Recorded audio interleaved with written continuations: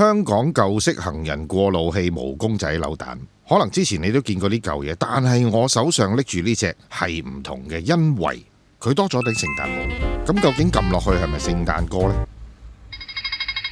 當然都唔係咯，都係嗰啲等過馬路嘅。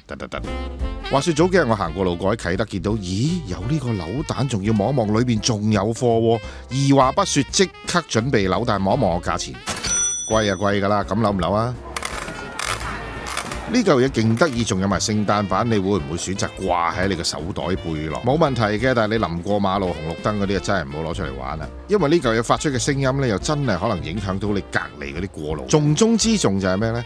過馬路要小心，尤其是而家多咗堆 FT 嗰啲車牌，即係喺一條單程路上面，你準備過馬路望到綠公仔啦，可以過啦。不過保險啲望一望右邊有冇車嚟呢？冇喎，可以安全過馬路啦。當你勇敢踏出你嘅一步，過馬路吧！突然左邊有架車衝埋嚟，剎車聲都冇噃。可能睇到呢度聽到呢度又有一堆人衝出嚟講埋嗰啲唔知係咪説話嘅咩説話。凡事有過渡期噶嘛，體諒下啦，香港人咩都嘈嘈閉。